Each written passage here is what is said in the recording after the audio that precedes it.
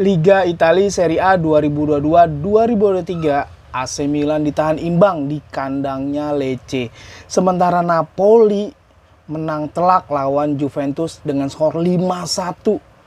Terus ada Inter yang menang tipis 1-0 lawan Hellas Verona.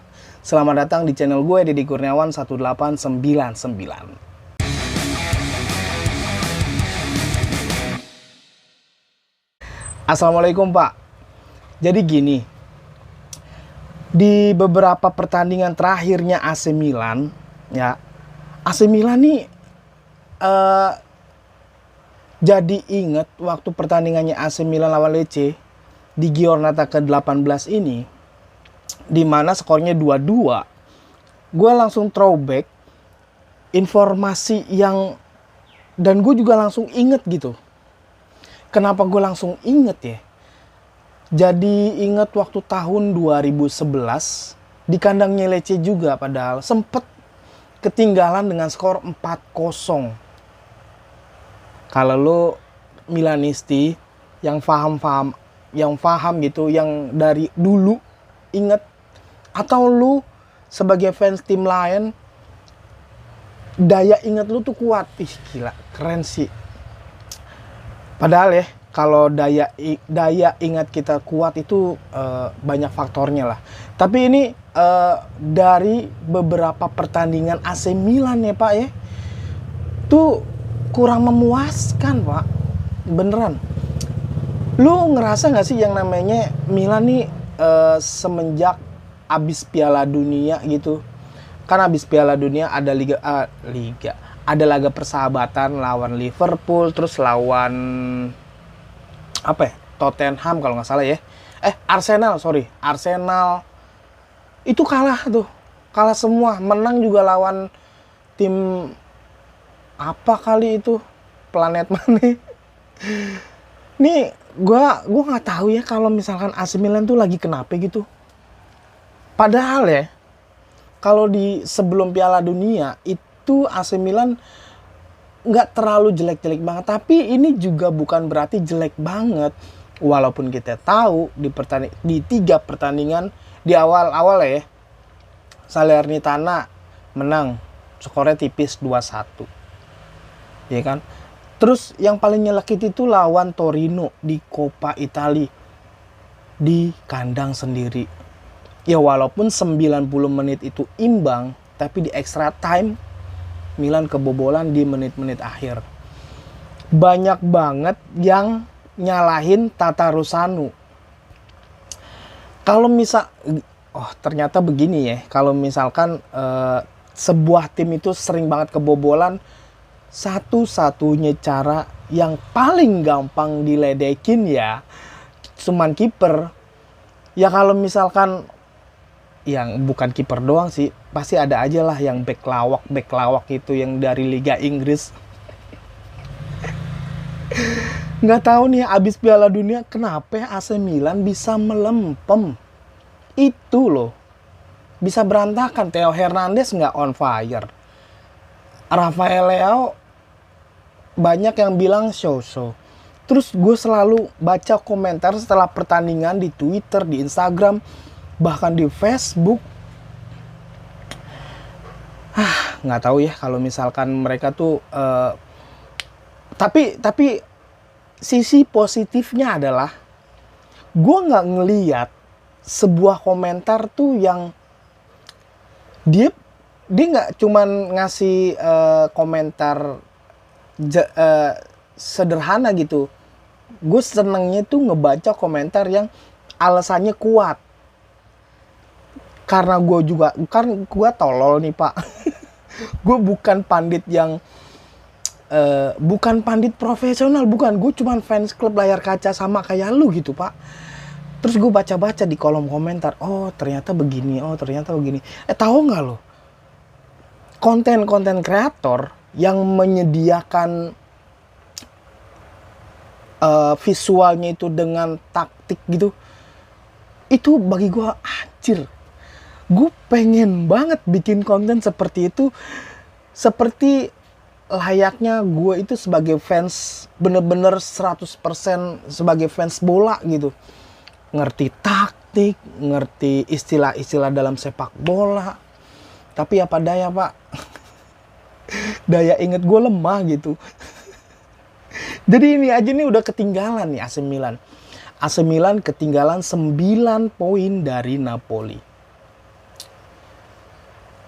Terhitung berat atau enggak? Ya belum tentu juga sih. Karena Napoli ini tuh gila sih, bener-bener belum kebendung. Belum kebendung. Mungkin ada lawan yang bakalan sepadan, atau bisa jadi Milan itu rebutan AC Milan, Juventus, Inter. Kalau lu udah ngelihat klasemen sementaranya AC Milan atau Liga Italia Serie A 2022-2023, itu dempet-dempetan tuh. Posisi 2, posisi 3, posisi 4, posisi 5. Itu coba aja lu cek dah. Ini gue ngeteknya video ini hari Senin tanggal 16 Januari 2022. 16 Januari 2023, hari Senin. Itu artinya hari Kamis nanti jam 2 waktu Indonesia Barat ada derby della Madonnina, tapi ini di Super Coppa Italia. Adanya di Riyadh, di Arab. Liga di Arab, ketemu Cristiano Ronaldo. Rafael Leao ketemu Cristiano Ronaldo. Terus sebelum pagi dini harinya, Senin dini harinya itu Real Madrid versus Barcelona, menang tuh Barcelona, skornya 1-3. Jadi Super Coppa Italia itu antara AC Milan versus Inter di tanggal 19 Januari 2023, hari Kamis jam 2 pagi. Jadi lu siap-siapin aja dulu tenaga lu buat nonton AC Milan versus Inter nanti. Jangan sampai bangunnya kesiangan karena lu kerja, bukan bola doang yang ngelurusin. Lalu ada Napoli versus Juventus. Ini nih yang gue bilang nih. Sebelum kick off, gue ngeliat dulu nih data di Footmob Napoli versus Juventus ini Pak. Gila, gue ngebayangin, gue pengennya tuh Juventus tuh bisa menang lawan Napoli. Karena biar mangkas poinnya Napoli ini, nggak apa-apa deh. Juventus menang gitu, Napoli kalah gitu. Tapi ini malah kebalik Pak. Nggak tanggung-tanggung skornya. Kok bisa Juventus nih? Emang iya ya?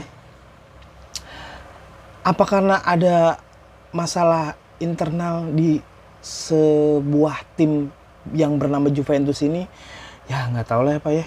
Soalnya Juventus di beberapa pertandingan terakhir itu kayaknya bagus-bagus aja Pak. Menang mulu. Lu coba deh lu cek.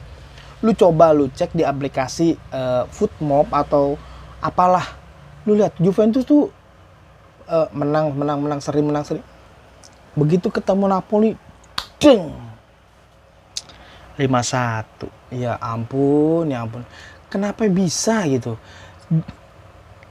Napoli nih ya. Udah gitu Napoli tuh bener-bener yang namanya, oh ternyata gini nih. Calon kuat Scudetto 2022-2023. Tapi ini baru Giornata ke-18. Itu artinya Napoli satu pertandingan lagi. Ya walaupun satu pertandingan lagi itu nggak bakalan kekejar. Itu artinya Napoli juara paruh musim 2022-2023 Liga Italia Serie A. Tapi ya Pak ya, musim lalu ketika Inter Milan menjuarai paruh musim 2001-2022, itu yang Scudetto AC Milan. Koreksi kalau gue salah. Ya. Jangan dibully. Please. Lu boleh koreksi, terus lu kasih komentar di kolom komentar. Kasihlah support dikit kayak gitu sama konten gue. Setelah mengalahkan Juventus, Napoli berhasil menjuarai paruh musim 2022-2023. Tapi bukan berarti Scudetto. Ya. Yeah. Lucu bener. Sama nih kayak ketika Spalletti mau menjabat tangan sama Allegri itu, ya ampun, kayak dicuekin. Bukannya dicuekin sih, ya buru-buru mau ke ruang ganti aja gitu. Kenapa ya? Buru-buru banget, apa biar jangan ke expose dia kalau dia kalah gitu. Padahal sebelum lawan Napoli, Juventus itu bagi gue, wah ini bisa kesalip nih Milan nih sama Juventus. Padahal lagi bener-bener terombang-ambing lah. Ya semoga aja juga AC Milan masih mempertahankan Scudetto-nya gitu di musim depan. Musim ini ya 2022-2023 gitu. Bisa mempertahankan. Cuman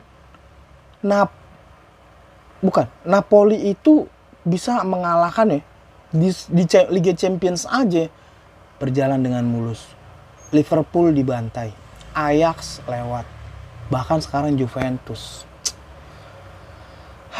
Emang cuma yang sanggup untuk musim ini di Giornata 18 itu cuma Inter yang bisa ngalahin Napoli. Keren juga nih Napoli, keren juga nih Inter. Tapi Inter juga abis menang Pak lawan Verona. Inter menang lawan Hellas Verona di Giornata ke-18 ini. Itu artinya Inter ada di posisi keempat, tapi nih mulus banget perjalanannya Inter. Menang. Itu kalau nggak salah Inter terakhir kalah Inter di bulan November. Tanggal 7 2022. Lu boleh cek, karena gue juga ngecek, ngeliat datanya di kalahnya lawan siapa? Lawan Juventus Inter. Di bulan November tahun 2022 tuh. Tapi sekarang dari situ Inter kalah dari Juventus, habis itu menang, sering menang. Enak banget dah ngeliatin menang, seri. Jadi kalau ngeliat Milan tuh gue nge-compare sama tim gue. Lah. Tapi kok kenapa biar kata minus di beberapa pertandingan terakhir AC Milan, ya tetap aja ya. AC Milan di posisi kedua nih Pak. Maaf nih Interisti. Milan ada Inter di posisi keempat nih. Ya. Walaupun kita cuma beda 1 poin doang sebenarnya. Enak bener dah kalau misalkan di atas tuh. Tapi gue tenang aja. Gue bukan fans yang bocil gitu, tenang. Bisa ngebahas yang pengennya sih ngecengin secara dewasa, cuman gimana sih ceng-cengan secara dewasa tuh tolol banget gue. Oh iya, ini ngomong-ngomong, by the way, lagi rame-ramenya mantan presiden kalian nih, Inter Milan, Pak Erick Thohir mencalonkan sebagai ketua umum PSSI. Ya walaupun gue nggak berani bikin konten yang di luar jalur yang gue pahamin.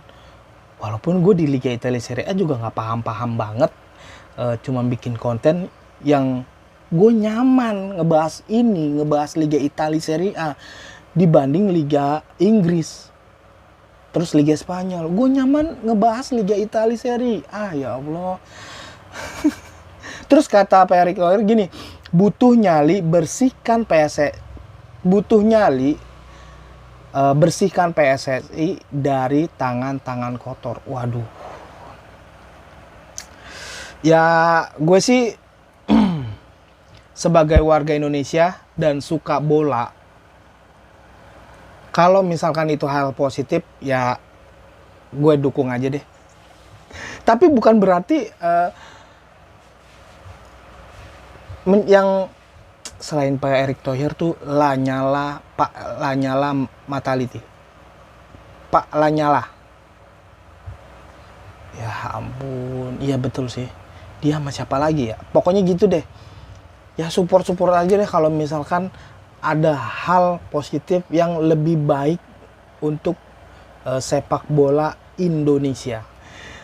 Terus selain itu ada Roma Fiorentina yang lagi-lagi AS Roma menang 2 kali berturut-turut, di Coppa Italia menang, di Liga Italia Serie A juga menang. Dan lebih kerennya lagi, Paulo Dybala 2 pertandingan 3 gol. Gokil gue bilang. Gokil gue bilang. Kesenggol sama gue nih mejanya. Roma menang 2 kali berturut-turut. Tapi bukan berarti kalau namanya Mourinho yang kalau nggak bikin sensasi gitu. Kata Mourinho, Coppa Italia itu adalah kompetisi terburuk di Eropa. Tapi bentar nih Pak Mourinho, kalau ente bilang Coppa Italia ini liga terburuk di Eropa, kenapa lu tetap ngebet pengen dapetin Coppa Italia musim ini gitu? Jadi kan gue jadi bingung nih. Ini sebenarnya lu ngeledek buat diri sendiri, buat Coppa Italianya sendiri, atau emang bener-bener alah gue pengen bikin sensasi aja gitu, ya kan? Kita nggak tahu nih arah tujuannya kemana, ya kan? Ya walaupun Mourinho itu pernah juara Coppa Italia bareng Inter di tahun 2011 atau 2012, gue juga nggak tahu sih, gue lupa gitu. Karena emang nggak penting.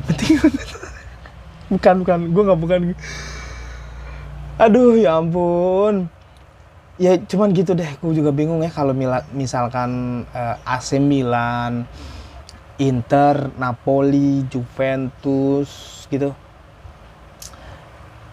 yang lagi, justru kenapa Napoli untuk musim ini dia ada di puncak nih ya Pak ya, tapi beritanya tuh nggak ngangkat gitu. Berita tentang Liga Italia Serie A-nya tuh kurang seksi lah istilahnya gitu untuk dibahas. Padahal ya Liga Inggris siapa yang lagi bagus? Newcastle ya, walaupun Newcastle tuh di peringkat ketiga gitu maksud gue, tapi ada Arsenal yang saat ini terus meraih hasil positif di Liga Inggris, diterusin sama Manchester City, Manchester United, Newcastle, bahkan sekelas tim Chelsea sama Liverpool aja tuh di Liga Inggris terseok-seok di posisi 8 atau 9, tapi mereka masih ngangkat gitu beritanya. Kalah sama berita Napoli yang ini, Napoli ini lagi posisi puncak, tapi nggak ada yang nih. Kenapa sih konten kreator kagak ngebahas Napoli yang lagi ada di puncak klasemen nih Liga Italia Serie A, woi? Ngebahasnya Manchester United, Manchester City, Arsenal, Chelsea, bahkan sekelas West Ham United itu lebih ngangkat loh. Viewersnya West Ham United tuh buset. Gue klik Napoli gitu di YouTube gitu, pencarian Napoli tuh yang pertama dilihat di thumbnail itu bukan Napolinya, bukan channel Napoli, bahkan channel lain gitu Pak. Ini kan malah ntar dulu, ini gue nyari-nyari di Napoli kemana nih?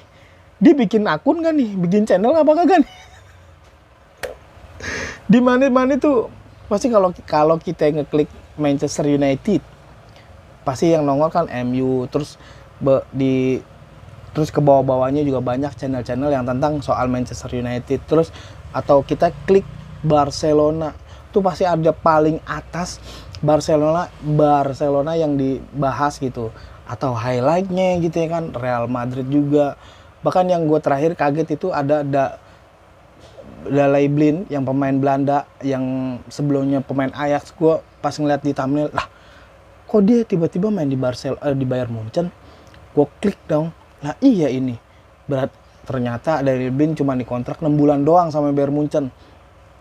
Sampai segitunya tuh gue lihat-lihat tuh, wah coba Bayern Munchen ada, Real Madrid paling atas, Manchester United paling atas. Gue cek lagi, Napoli. Dah, ini channel apaan ini? Nggak ada hubungannya. Ya Allah. Emang harus konten atau Napoli Indonesia deh. Kan Milan ada tuh, Milanisti Indonesia, Interisti Indonesia. Terus Juventini juga ada di Indonesia. Coba ayo Napoli, kerahkan kekuatan kalian bikin Napoli naik lagi di kancah Eropa. Ya udahlah, sekian dulu. Terima kasih buat lo yang udah nyimak video ini di channel gue, Deddy Kurniawan 1899. Terima kasih, gue pamit dan assalamualaikum.